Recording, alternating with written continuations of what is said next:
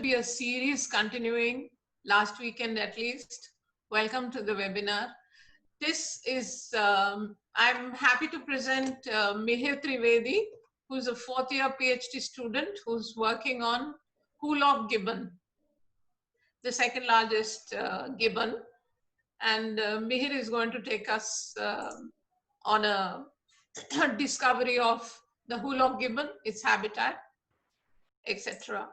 Before that, I would like to tell you a little about Deccan Birders.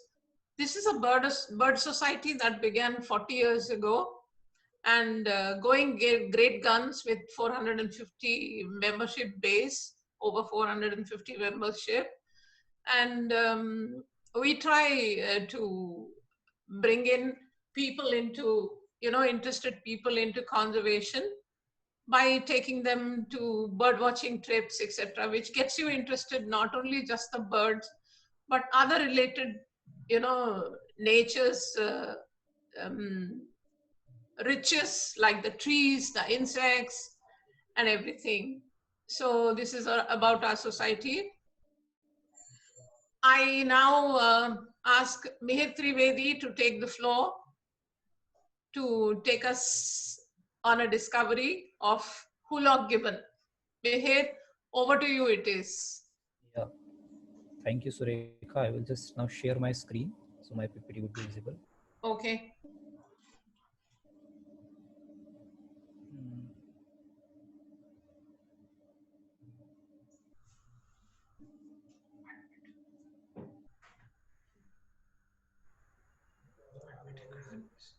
Just now, is it visible? Sharing?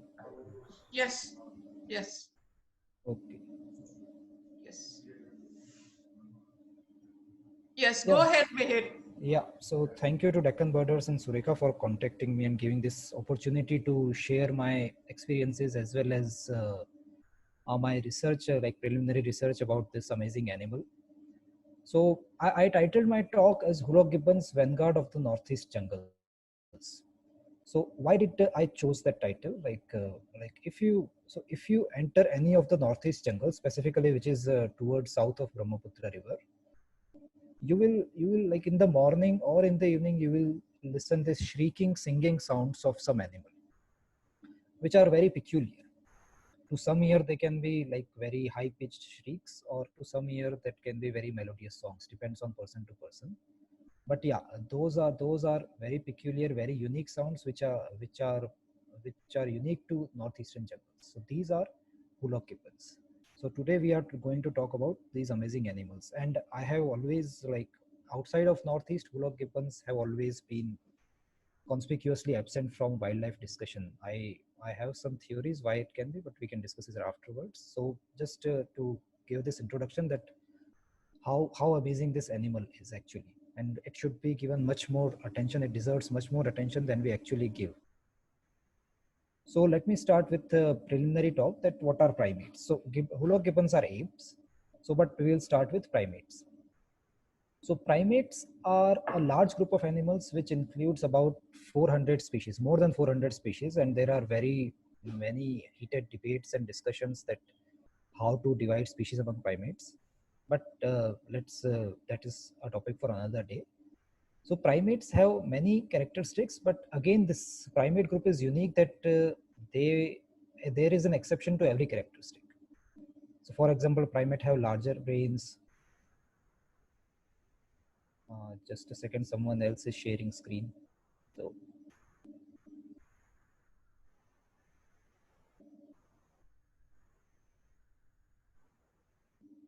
I am looking at someone else's screen. So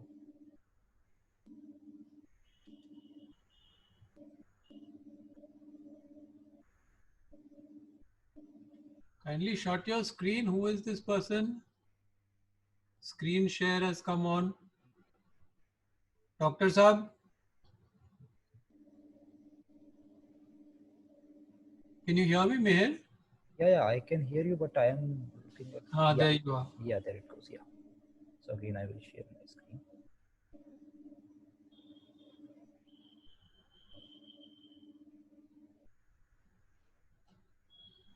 Yeah, so primate have many characteristics, but as I said, you can find exception of every characteristic. So for example, majority of primates are arboreal. So they like living among trees, but of course we are exceptions and chimpanzee are exceptions. But still, like for example, one thing which I have seen that most primates have is limbs which can grip branches or which can grip or hold objects. So this is due to their opposable thumbs. Now, if you see what are opposable thumbs, opposable thumbs are thumbs which can be opposite to our fingers. So whenever we want to hold something, we can hold something like this. So this is very unique to primates. So that's why primates are very good in on branches or holding or tool usage, because their opposable thumbs allow them to hold whatever they wanted as well as manipulate the tool according to their needs. Now, if you go ahead, so we are obviously interested in primates. So great paleontologist George Gaylord Simpson said that primates are inevitably the most intrinsic of mammals to an egocentric species that belongs to this order. So we know that we are egocentric. Human hubris is famous among ourselves. So why we are interested in primates? The major reason is because we are one of them. So whenever we want to understand ourselves, we have the next model organism which we choose is primates. Even if we choose another model organism, we mostly choose it for our selfish beings that we want to understand ourselves. So primates are the first obvious choice for any research and to knowing ourselves. Now, if you see that how are primates classified and what is the evolution of primates? So as you can see, the oldest of primates are lemurs and lorises. Slender lorises we found in South India. Slow loris we have in Northeast. So lorises are in India. Lemur are specifically confined to the island of Madagascar, where they have diverged in great ranges, great different, but they form the oldest of lemurs, tarsiers, lorises. After that, New World and Old World monkey comes, and then this whole group is called as apes, which I will again bring ahead. So if you can see in this tree that humans, bonobo and chimpanzee are one genus, gorilla is one genus, orangutan is one genus, which is Pongo genus. So gibbon, if according to genus, gibbon is not a genus. I will say gibbon is a family. So they have 4 genus, which I will discuss about. So gibbons are 4th closest animal to humans. So first is bonobo and chimpanzee, then gorilla, orangutan, and then gibbons. So now if you see the distribution of primates, this people don't know about this. Even I was not knowing about this before I came to the field, that primates are majorly found not only majorly, like they are purely found in tropical areas.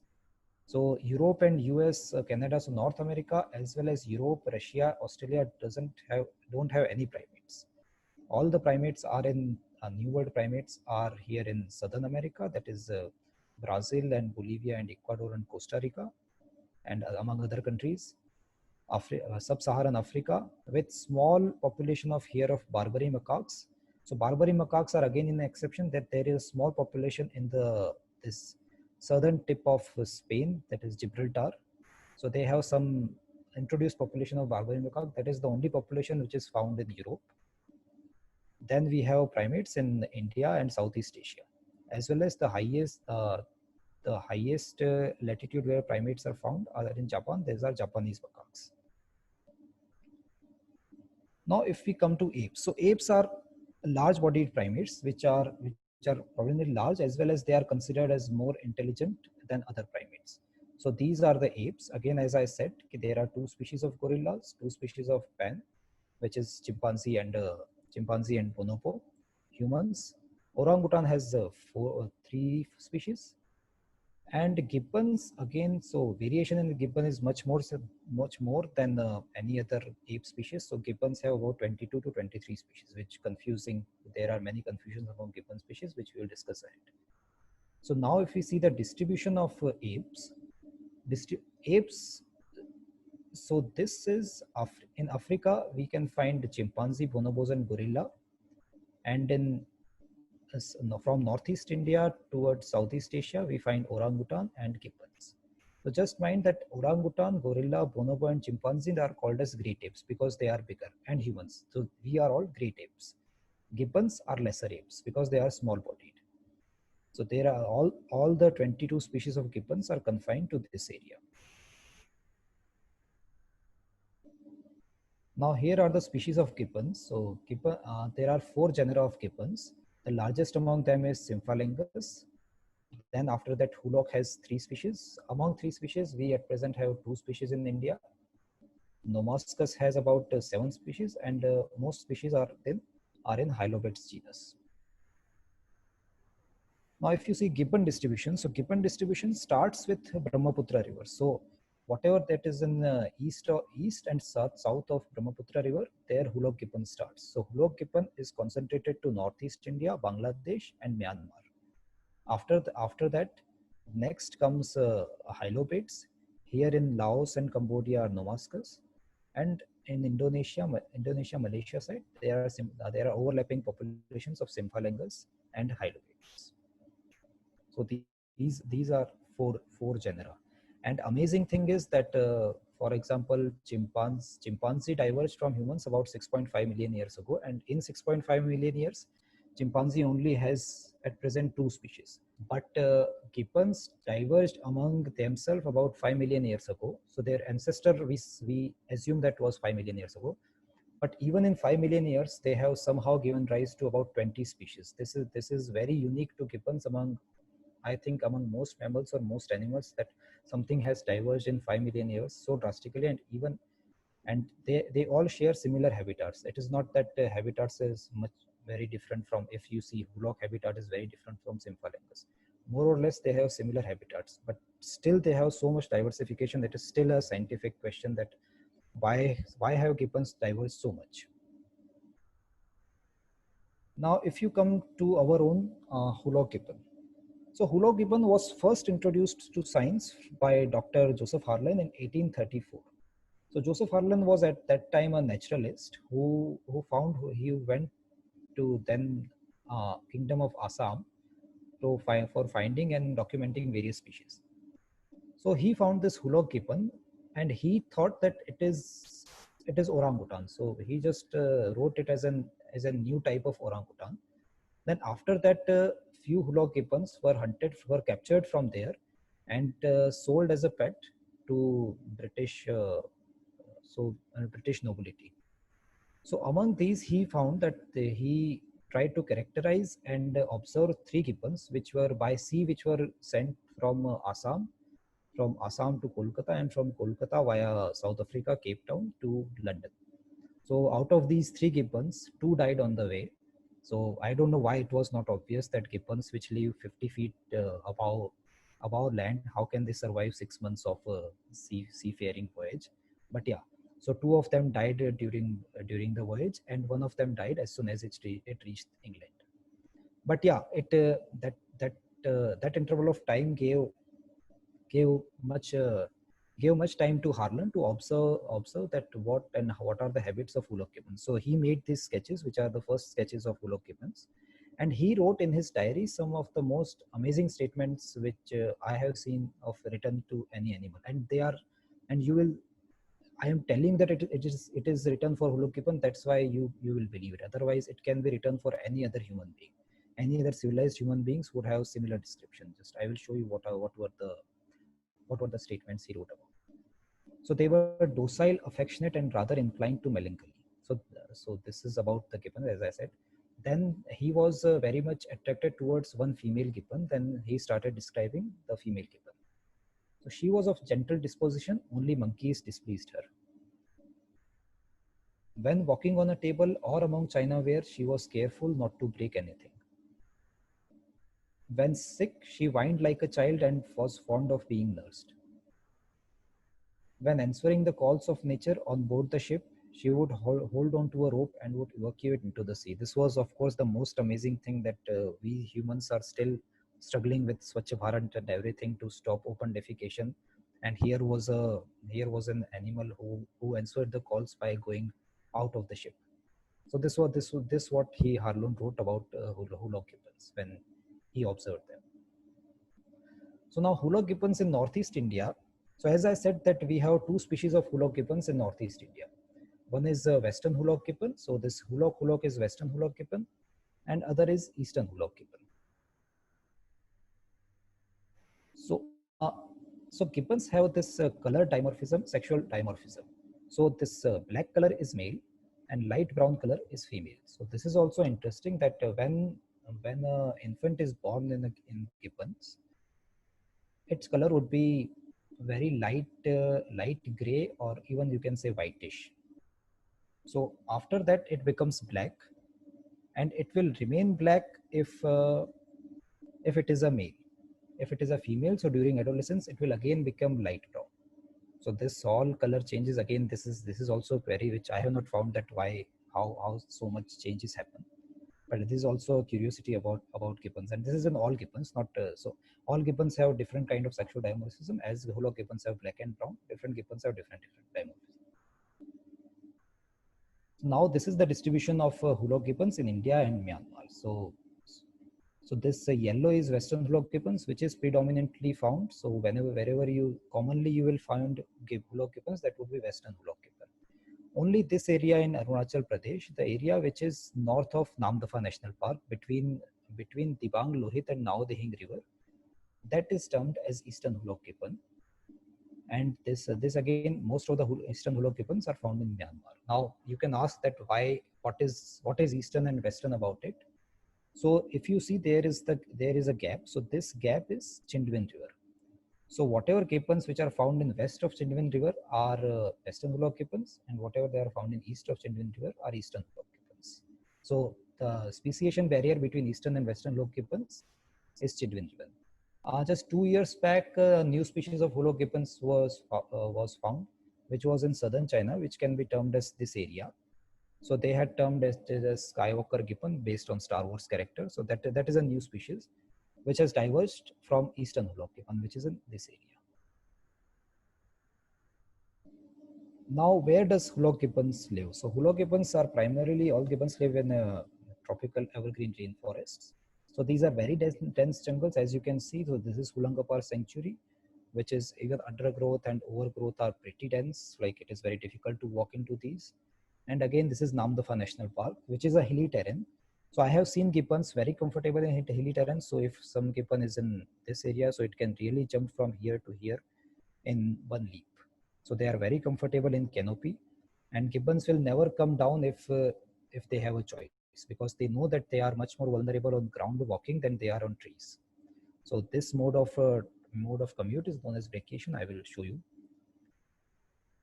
Now, what are the characteristic of Hulok gibbons? So one is loud mating calls, monogamy and brachiation. So loud mating calls, I have a recording here of loud mating calls, that how unique is their mating call. Like, let's see if it works here.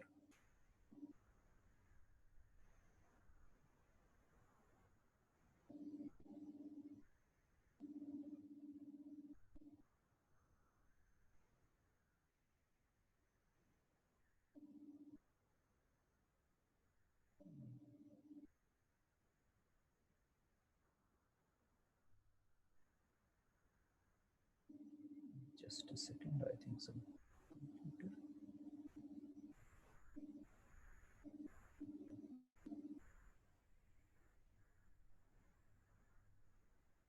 Oops, it has gone in not responding. I think we have to wait.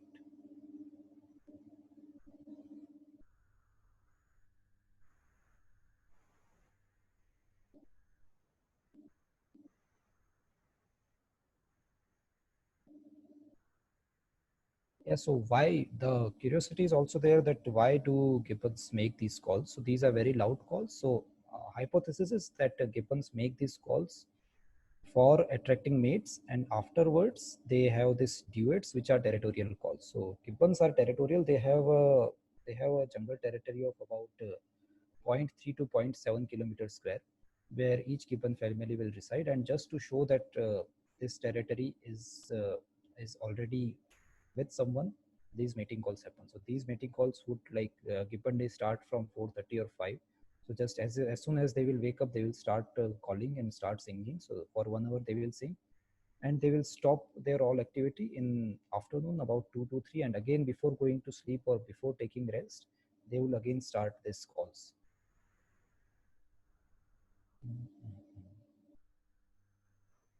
Just a second.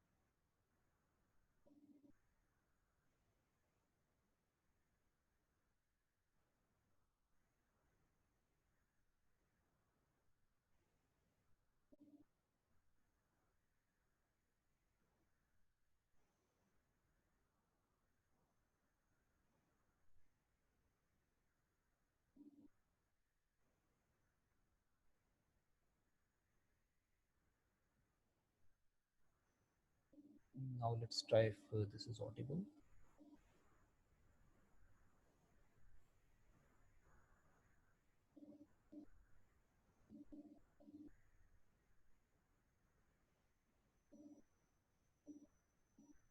Is that audible? Can someone tell me, like, is that audible or not?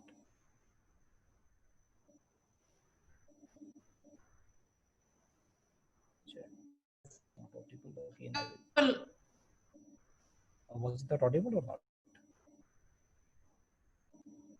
Okay, I will. I will just wait.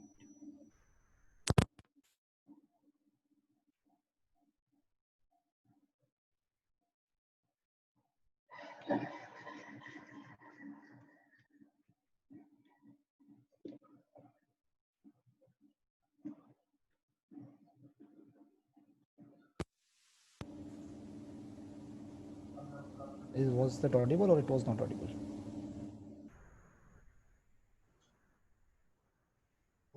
No, I don't think it is getting audible. So yeah, but yeah, you can always go to YouTube or something to find these calls. But yeah, these calls are very unique. And can you share where the folder and play directly from there? I will try once sharing the folder. I can. ఇక్కడ రాసింది చదువుతున్నాను. I think it is network problem because previously I also have tried.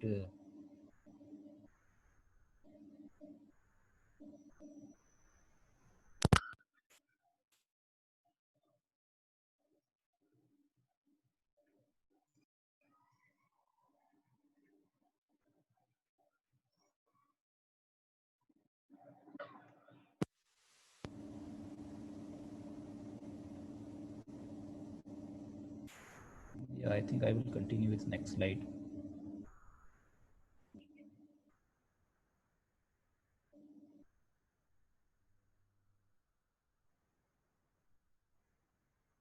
Yeah, so you can hear these calls anytime in YouTube. Like all gibbons have different calls, and these are majorly, as I said, for mating and territorial calls. Another unique thing about gibbon is their monogamous lifestyle. So monogamous lifestyle is not very common in among most animals. Like many birds have monogamous lifestyle, but among mammals and among primates it is not very common. But gibbons have this monogamous style lifestyle. So whenever you will find a family of gibbon, there would be one male, one female, and one or two offsprings. Like as you can see, so this is one family. This was a male guarding these two. So there was a small offspring, and there was a female. So normally, if it is an old couple, there would be two offsprings, but never more than two. So people have again hypothesized that what is the reason of this monogamous lifestyle. One of the prominent hypotheses is that because of some historical evolutionary tendency for infanticide, that if a new male comes into the group, it will kill older uh, the offspring of older male. So to save that, as well as gibbons have this it has been also said that parental care is much more needed in gibbons than in any other apes. So maybe because of that parental care, male would be necessary for guarding as well as for feeding and other forms of care. So this can be the reason of that why gibbons follow monogamous lifestyle. I would again say that this is not absolute and without exception. There have been groups where like multi-male and multi-female groups are found, but those, I would say, those are like exceptions which prove the rule that most gibbons follow monogamous lifestyle. As I said, brachiation is the major mode of transport. So their forelimbs are much more developed than their hind limbs. So if you ever see in a zoo or somewhere a gibbon walking, mostly you will not see a gibbon walking in a forest. But if you see in a zoo, you will see that you can clearly observe that it is not comfortable. It would be very awkwardly and clumsily try to balance itself on its legs. So it is not comfortable on its hind limbs, on its legs. But yeah, if you can see a gibbon flowing, actually it is flowing on treetops. It is an amazing creature. That how it assesses the distance, how it assesses that this branch will hold me and this branch will not hold me, and that is in a split seconds it happens. So that is an amazing thing. So that mode is called as brachiation. So for that, gibbons have very strong and long forelimbs, as you can see. So this is like the forelimb is much longer than its hind limbs. So this just reminds me of that concept of Ajanubahu in Indian mythology, where like your forelimbs go beyond your knees. So these are the real Ajanubahus. We can say that their forelimbs really go beyond their knees, and which are very strong and agile. Now, if you had seen my photograph of Eastern and Western Hulot gibbons, majorly there is not much difference between Eastern and Western Hulot gibbons. There are small differences that Eastern Hulot gibbons have this, even this, that is not very visible to layman. Even I am confused between Eastern and Western Hulot gibbons, but the eyebrows in Western Hulot gibbons are thicker than in Eastern Hulot gibbons. So there are these morphological things.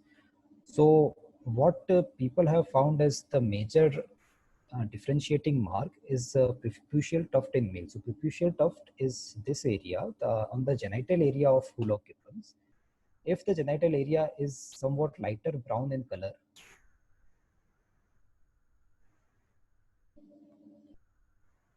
so if a genital area is slightly lighter brown in color, then it would be classified as Eastern Hulot gibbon. And if it is pure black in color, it would be classified as Western Hulot gibbon. So I just, I hope that mic is now okay. So this is the major differentiating mark between Eastern and Western Hulot gibbon. So based on only this mark and some other a bit vague morphological features, some gibbons in India has been classified, as I was telling you, the gibbons between Lohit Dibang River has been classified as Eastern Hulot gibbons. Now, what do gibbons eat? So gibbons are about 80-90% frugivorous. They will only eat leaves when it is absolutely needed and there is no fruits available. So these are the major fruits of gibbons. This is hog plum, kadam, and orium. So there are many fruiting trees in Northeast India if you go there. So they are pretty comfortable with all the fruits. Now, what are the other primates which co-inhabits with Hulot gibbons and which are not, of course, rhesus macaque is there, but which is very common. So these are, this is pigtailed macaque, this is caped langur and stump-tailed macaque. So gibbons have a nice relation with pigtailed macaque. So pigtailed macaque also live on treetops and never comes below. So they have this synergistic company with pigtailed macaques. Cape langur are a boisterous crowd, so they can have Hulot gibbons can have fight with Cape langur. So they are distantly related to our common langurs. Stump-tailed macaques are again not anything very teasing to Hulot gibbons. They are, because they predominantly live on ground. It is rare that stump-tailed macaque will go up the tree. They are normally foraging on ground, and pigtailed macaque will normally forage on the tree. As well as we have this Assamese and rhesus macaque. So this was a video I just had opportunity to see that even the Assamese and rhesus macaque are pretty similar to each other. And this was an opportunity where we thought that this was from Itanagar Zoo. So they have kept Assamese and rhesus macaque into same enclosure. And what we are, like me and my two of my colleagues were there. So we were thinking that this could be a hybrid between this male and this female. So this female is Assamese macaque and this male is rhesus macaque. So even we also think that even in Eastern and Western Hulot gibbons, if they are residing in same area in this between those rivers, so there also we can find some hybrids between Eastern and Western Hulot gibbons. Now, what are the threats to Hulot gibbons? Of course, there are threats to all the animals, most of the animals which are so charismatic. So the threats to Hulot gibbons are majorly, I have seen, and like documentation is majorly of these 5 threats: fragmentation, jhum cultivation, encroachment, poaching, and grazing pressures.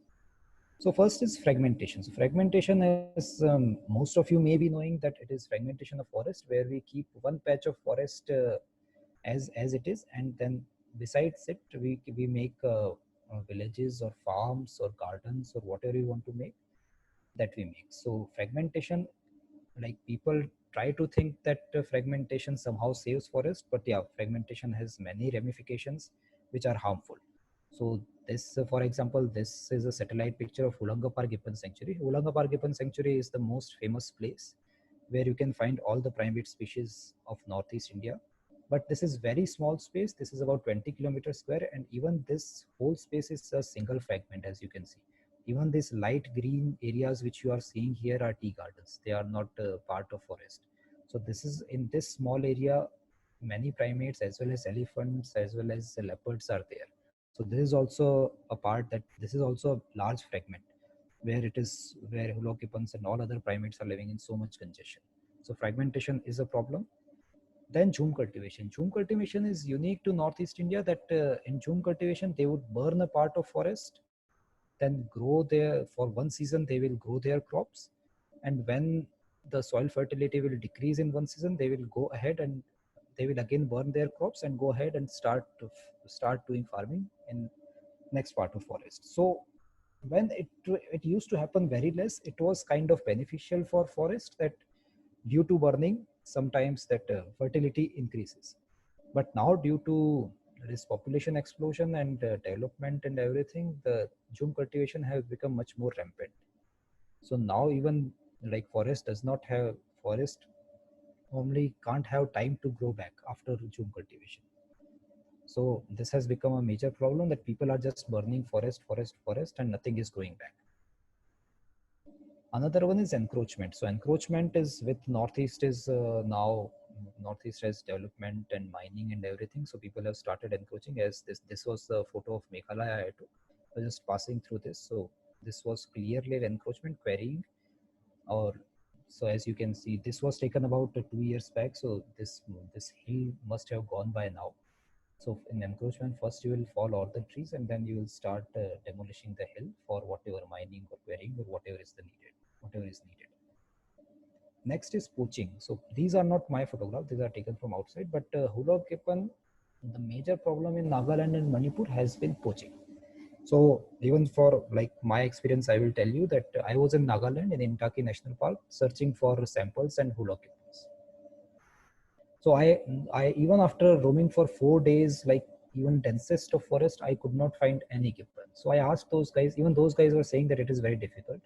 So I asked that why is it so difficult? So one of the guards just took out a mobile and showed me the photograph that see, even we are trying to find holocapan. This is the last holocapan I ate last year. Even after last year, we have also not eaten holocapans. So it is so common eating holocappans in Nagaland and Manipur that virtually the only reason that population of holocappans has exterminated from that area is poaching. Jhum cultivation and fragmentation comes much after. Those are the problems of Assam and Arunachal Pradesh and maybe Tripura. But Nagaland and Manipur have exterminated gibbons due to poaching. That they value gibbon meat so much. And in Arunachal Pradesh, gibbon meat is not eaten. They consider gibbon as very human-like to eat. But yeah, in Arunachal Pradesh, tribes do kill other primates. So again, like I was in Arunachal Pradesh talking to a person. So he said ki I just went for 5 days. I went for camping in forest because people said that all kind of monkeys have increased and we should have a treat of that. So we went and we hunted whatever monkey we saw, and we ate and we had a party there. So it is part of their culture, poaching and eating gibbons and other primates. It is part of culture for many of the tribes there. Now of course population have also increased, and now legal measures are being taken and being implied on them. So things are better, but yeah, still in the dense part, in the interior part, still you can find people eating gibbons. This is again that same Intaki National Park. In the national park, this was a snare kept for some, I think, wild hog or wild boar or something. So even national parks are not saved from this. This is a protected area, but even there you can find such hunting snares. Another is grazing pressure. So again, I have observed that Northeast has too many kettles and goats and everything. So grazing pressure is immense. So even outskirts of Kaziranga National Park, if you go, you can find many cows and buffaloes grazing there. So grazing is rampant in Northeast. So this is another reason. Now I will try to introduce that what exactly we do in our lab, that what exactly we are doing. So for anything we need samples. So sampling is the most important part of doing ecological research and even ecological and evolutionary research. Now sampling can be invasive and non-invasive. Invasive sampling consists of tissues or bloods or something. But yeah, as like it is obvious that they are the most difficult ones to get. No one is going to allow us, and even ethics and morality will not allow us to bring a gibbon down from treetop and tranquilize it and somehow take blood from that. So that is not the way. We do try to get blood samples from some rescue or some zoo if possible, but the major workhorse of our work is our non-invasive samples. Non-invasive samples primarily consist of feces, urine, feathers, and hair. As the term implies, that we don't touch gibbon. So even if gibbon or any other animal, if hair is there, so we try to take some hair which is there stuck on some tree or something like that. So my personally what I work is from feces, because all other three feathers are of course not possible. Hair and urine are also very difficult to get. So feces, I follow gibbons in various jungles, and whenever they poop, I just try to collect them and put it in small bottles with ethanol. So from feces, we can do various kinds of analysis. So these are kind of analysis which we can do from feces. One is anthropogenic disturbance, which we have in our lab we have done with tigers in Kanha and Bandhavgarh National Parks. Population genetic diversity, assessment of pathogens. Population genetic diversity was done by RAM in LTMs. Pathogens we did in Nilgiri langurs. Evolution and phylogeny I am doing for gibbons, and stress evaluation, that how stress affects elephants or any other animal while procession or anything. So these all you can do via non-invasive sampling. So from feces, you can either go for DNA analysis, not either or, but one thing you can do is DNA analysis, another thing you can do is hormone analysis. So anthropogenic disturbance and stress evaluation we do by hormone analysis, rest you can do via DNA analysis. And of course, pathogens you can just see under a microscope. And if you are good in microbiology and taxonomy, you can identify pathogens. Now, so as I said, you have to just go into jungles. Just you would have some guards and everything. So you will go into jungle, cross many nalas and rivers and whatever is there in your way. So there are dense jungles. Sometimes you find some fecal samples. Sometimes you don't find. So this was Kaziranga. We were roaming around. In Kaziranga, we were roaming around. So again, if you walk about 15-20 kilometers daily, you may get one sample or you may not get any sample. So sampling is the most important and most difficult part of doing ecology. After that, like once you come into lab, everything becomes easier, that you are sitting in a AC and doing whatever analysis you want to do. But yeah, sampling takes time. Now what I am doing personally is try to understand phylogeny of hologibbons. So as I had shown you this area, and I was stressing again and again that we have small population of eastern hologibbons between Lohit and Dibang River. So if you just it is not shown in the map, but this area is Dibang River, and below it is Lohit River, and there is small river here going called Naudhing River. So between this, people say that there are eastern hologibbons and rest is western hologibbons. So I have collected sample from this area as well as from this area to analyze that whether eastern hologibbons are really eastern hologibbons, because morphologically, defining species morphologically is not enough. You have to define species genetically. For example, morphologically, all dogs have many breeds, but all dogs consist of same species. They all are Canis familiaris. So morphologically, things can be very different, but they can be considered as same species. So what I am trying to do is to do definitive analysis that are eastern present in India, or they are just a subpopulation of western gibbons. So for that, the tool I use is phylogenetic tree. So just to introduce you to phylogenetic tree, that it is you just take fecal sample, you isolate DNA from feces, then you do sequencing of DNA. So if you don't know that DNA has sequences, DNA consists of 4 molecules which are A, T, G, and C. So they are always present in a particular sequence. So according to that sequence, then we can assess relationship between different individuals which we have collected species from. So that is called as phylogenetic tree. So just simplistically, so if two sequences are more similar, they would be nearer in a phylogenetic tree. So analyzing this, so this is much more complex. Mathematical methods are there to create phylogenetic tree. It is of course not simple, and it takes like, even with better computational abilities, it takes like 10 days to 20 days to create one phylogenetic tree with various variables. But yeah, that I do. So I am trying to understand. We have got results about eastern and western hollow gibbons, which I will not share because it is not yet published data. So that is personally what I do. And another project which I will be trying to do, or I have started, is to find population variability. So as I said, this is between species. Now we have inside species, we are also like humans from Telangana, Andhra Pradesh are somehow different than humans from Gujarat, which are different than humans from Kerala, and which would be different than humans from Kashmir, for example. So from where does this genetic variability comes from, and is there a difference between the gibbons also? So maybe gibbons from this area would be different from gibbon from this area because there are rivers flowing around. So there would be no intermingling of gibbon from different areas. So if we have geographical barriers, there should be some population variability. So this is also done by DNA analysis. It would be similar methods, which I would be again doing via fecal sampling. So as I said, this is the area where I am concentrating, that whether this is eastern population or it is just a part of western hollow gibbon. Now, as I said, there are various problems. So what can you do, or what can we all do about this, about the threats to gibbons? So first of all, it is palm oil based products.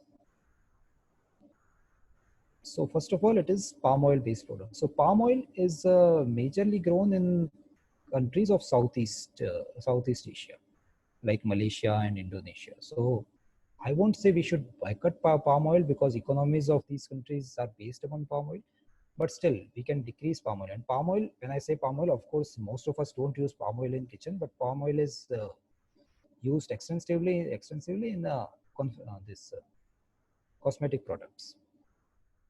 So if you can buy something which is not which does not have palm oil, it is best, or at least find some things which is grown from sustainable areas.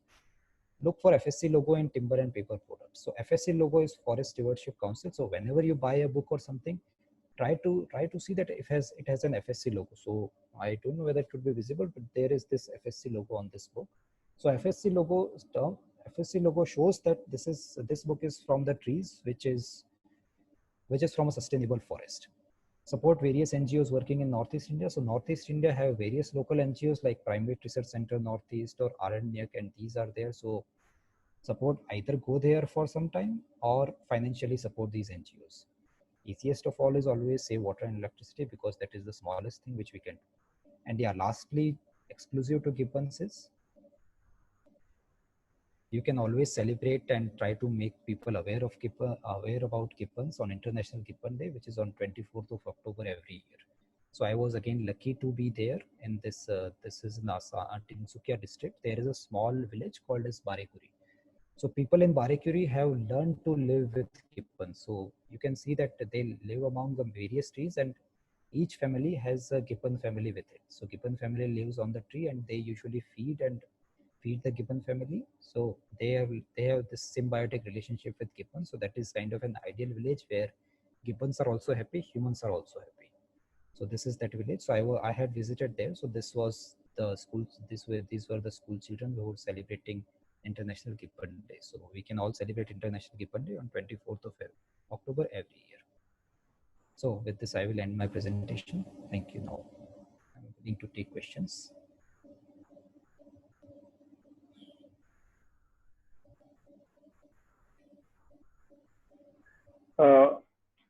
Thank you, Mahir. It was a wonderful talk, and even the presentation is like really good. So I guess everyone felt the same thing. So now Mahir will take some questions.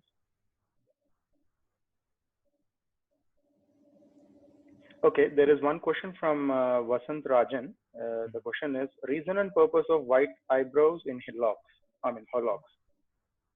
Reason, it must be something have to do with sexual selection, that maybe like females would like males with broader eyebrows or something like that. But there is not a very specific reason that they have white eyebrows. It is just like why we have a mustache. So you can't have some reason for having a mustache.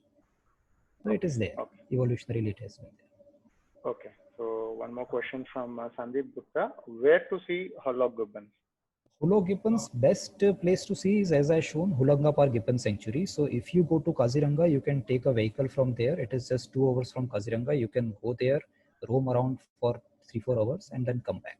You can hire a guide, so they will show you Hullo Gibbons. So it is pretty common there. Otherwise, you can go to for Hullo Gibbons. As I said, Tinsukia is there, or even if you want to go far, then Namdapha is best place I have been. So there you can see Hullo Gibbons. But yeah, easiest, most accessible is Hulangapar Gibbon Sanctuary in Jorhat district in Assam. Okay.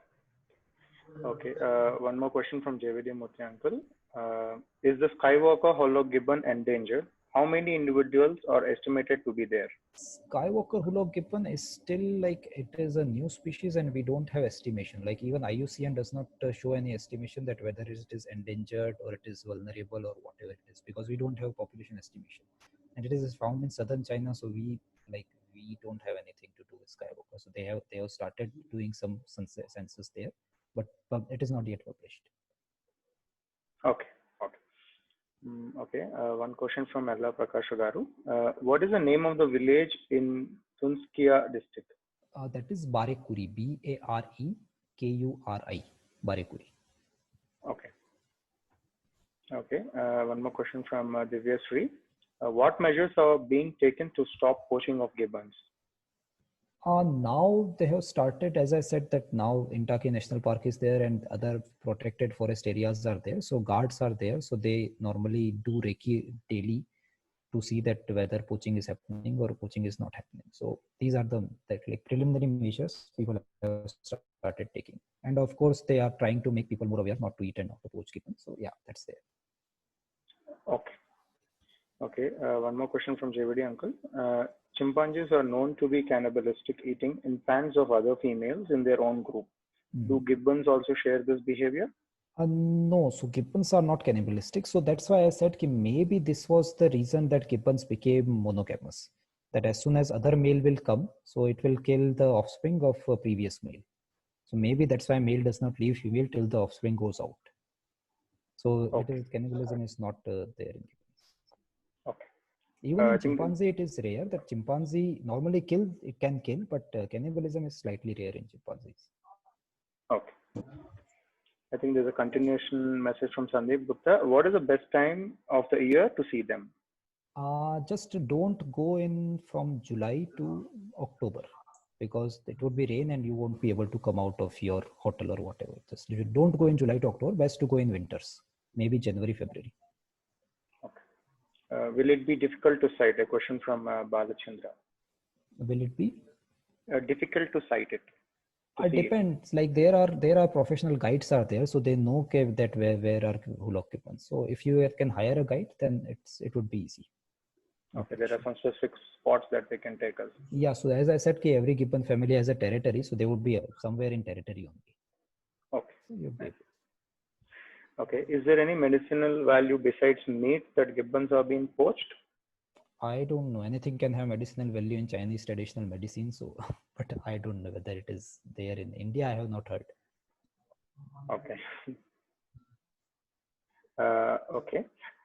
I think there are a few requests from members. Will you be comfortable sharing the presentation? Is what they asked. So it is all right if you say no also. See, I will make a PDF file and then I can share it. Not PPT. Okay. Okay. Yeah. Sure. I think if you can just leave your email ID, they can directly contact you, and then you can share on your terms. Yeah, sure, I will just type it here. Yeah, just type it in here. Okay. Okay, one more question from Ambika. Why would you say that gibbons are given to melancholy as described by Harlan? He has written melancholy, maybe because it didn't have company, so it was just sitting around and not, and it was not, of course, sea voyage is not comfortable area for gibbons. So that was the obvious reason that it can't do anything about it. So maybe this was the reason. Okay. Okay, one more question from Balachandra. Do they stay in group or solitary animals? As I said, they have a family structure. So like mother, father, and two offsprings. Okay, So this is so the they family are structure. like isolated things, like They are isolated families. isolated things. So there would be one family which would have a territory. So they would live in that. Very interesting.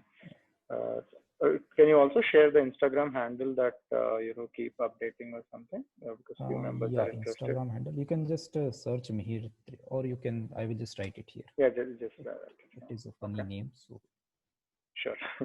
Okay. From one more question from Ambika. Do gibbon families socialize with other families?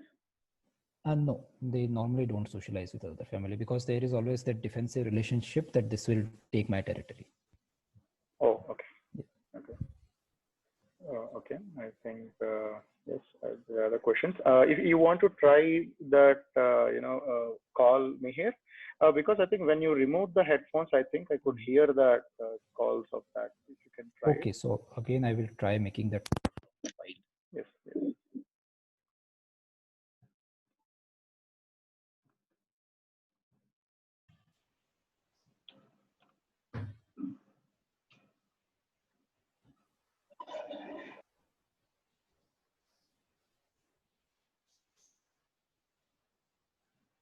So is it audible? No. No.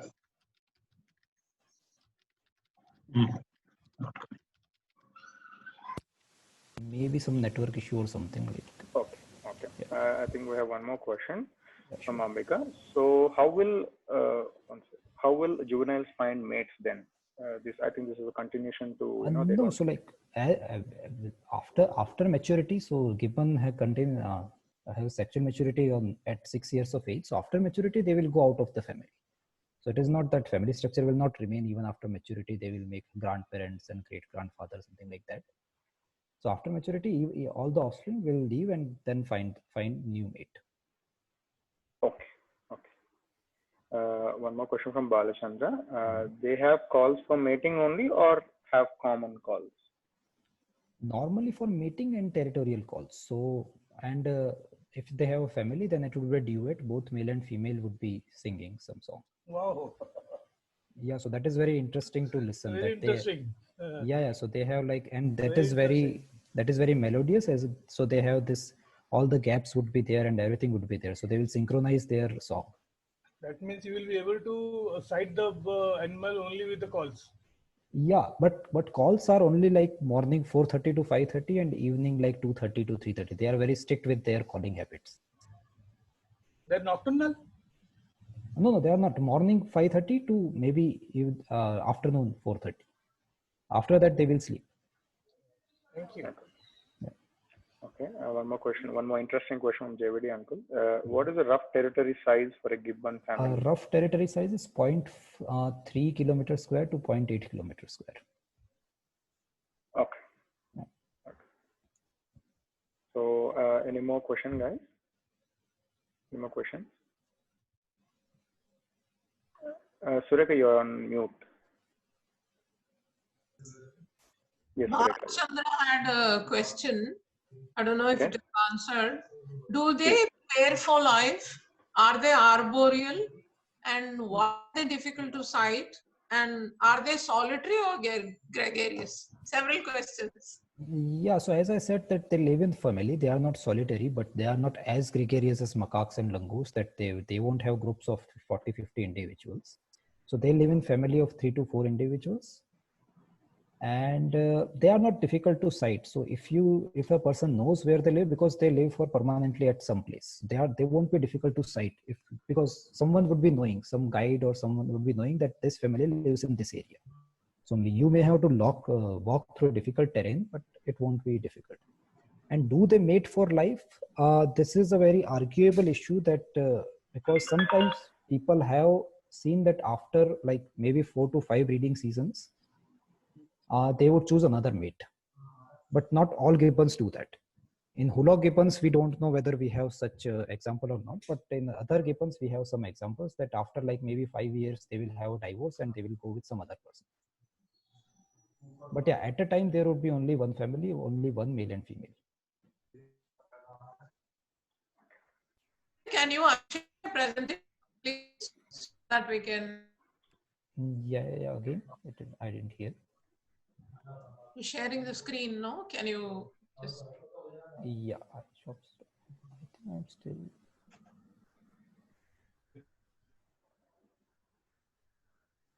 Yeah, so here. Yeah, now I'm sharing the screen.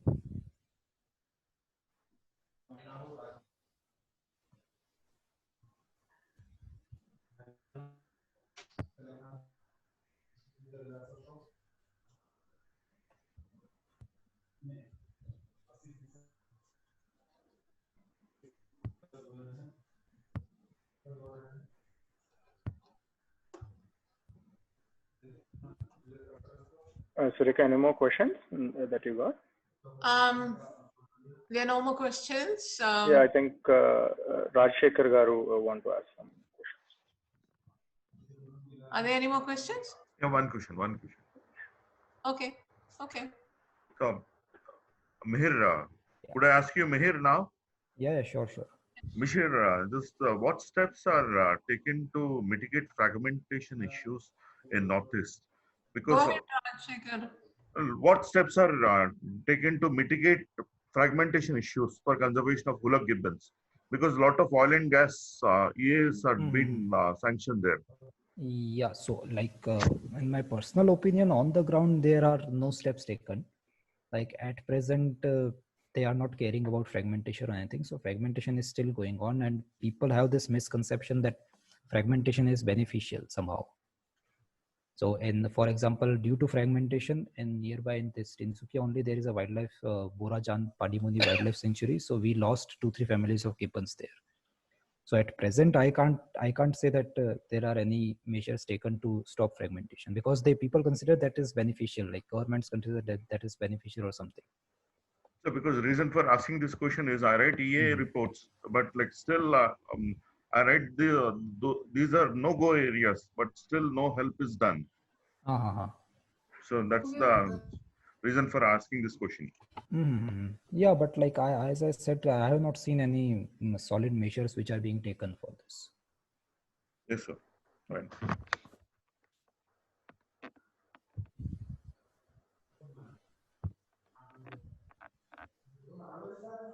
Okay, Rajshekhar, your questions answered?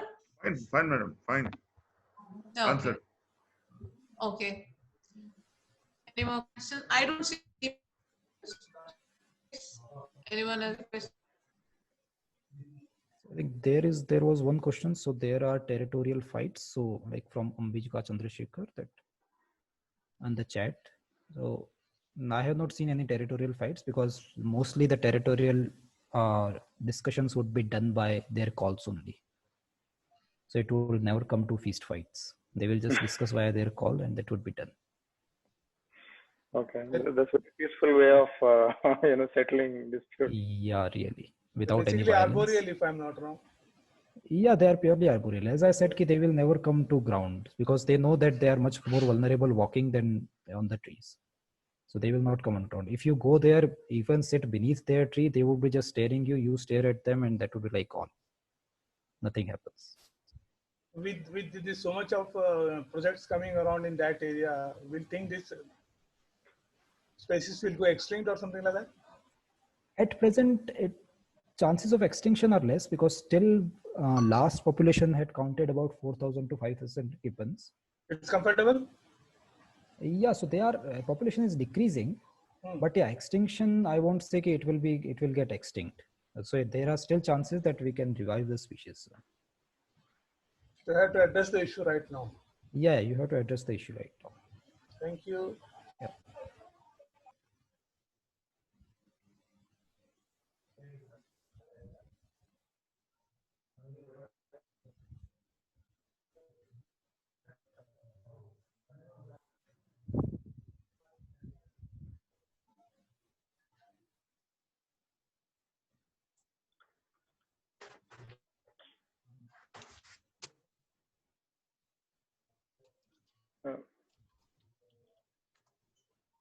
Surika, are you there?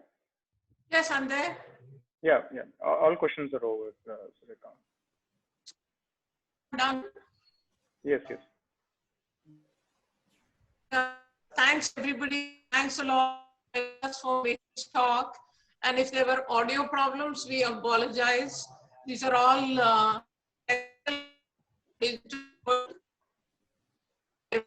and thank you, Mihir, for talking to us.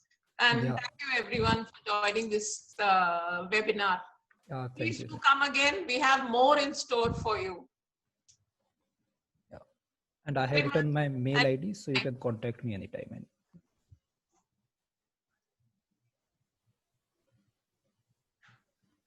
Thank you, Mihir. Thank you so much. It was a wonderful presentation. Thank you.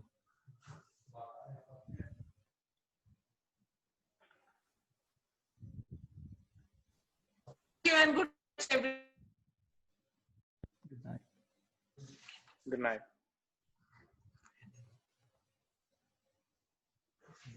And